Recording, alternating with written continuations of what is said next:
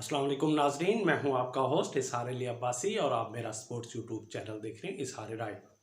नाजरीन, सबसे पहले आप हमारा चैनल सब्सक्राइब करें, बेल आइकॉन करें और अपनी राय के ज़रिए इजहार करें।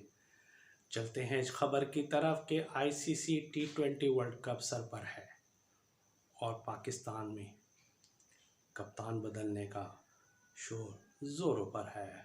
बल्कि ये फैसला भी हो गया है कि T20 वर्ल्ड कप के लिए कप्तान कौन होगा। सवाल ये पैदा नहीं हो रहा कि T20 वर्ल्ड कप के कप्तान क्यों तब्दील किया जा रहा है। सवाल ये है कि आईसीसी क्रिकेट वर्ल्ड कप के बाद T20 का कप्तान क्यों तब्दील किया गया। असल सवाल ये है कि वो पाकिस्तान को आईसीसी वर्ल्ड कप में शिकस्त का सामना करना पड़ा। वो सेमीफाइनल के लिए क्वालिफाई नहीं कर सका, नाकस कारकर्दगी रही। लेकिन वो तो रेगुलर वनडे यानी 50 ओवर पर मुश्तमिल वनडे क्रिकेट थी, लेकिन कप्तान तो तीनों फॉर्मेट के तब्दील कर दिए और बाबर आजम की जगह T20 वर्ल्ड कप का कप्तान शाहीन शाह अफरीदी और टेस्ट क्रिकेट टीम का कप्तान शान मसूद को करार दे दिया।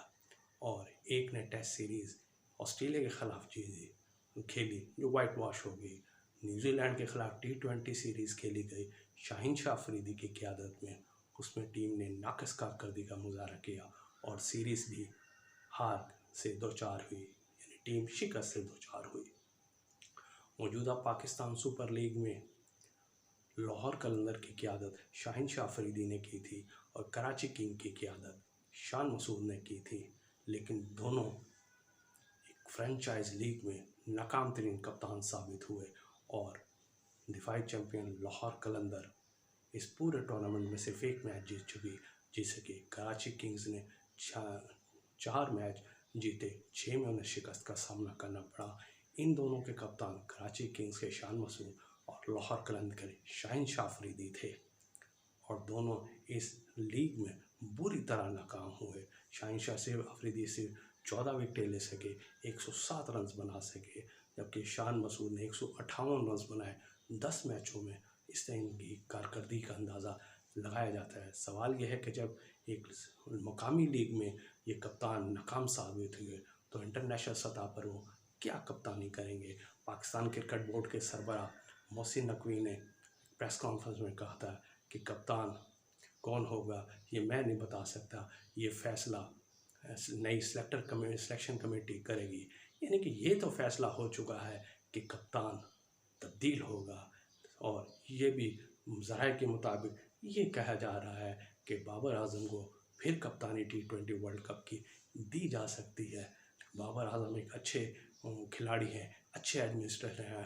पेशावर ज़ल्मी की क़यादत भी की है उन्होंने और उन्हें अच्छे नताइज भी दिए हैं। लेकिन वो सवाल अगर बाबर आजम को T20 वर्ल्ड कप 2024 का कप्तान बना भी दिया जाता है तो सवाल फिर वही खड़ा हो गया कि इसे निकालने में किसका किरदार था। वो चीज़ मंजर आम पर लाई जाए कि ऐसी क्या वजूहत थी कि बाबर आजम को T20 वर्ल्ड कप की कप्तानी से हटाया गया था।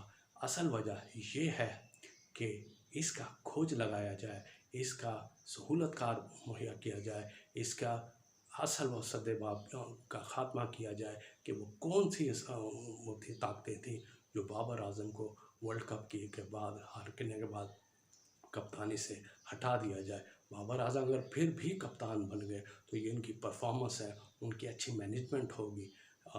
लेकिन सवाल ये पैदा हुआ कि आईसीसी क्रिकेट वर्ल्ड कप के बाद उन्हें हटाने का फ़ैसला किसने किया था। मैनेजमेंट में कौन से ताकतवर शख्सियात थी, ताकतवर माफिया था, ताकतवर ग्रुप था जिन्होंने बाबर आजम को हटाया गया था। सवाल अब ये पैदा होता है।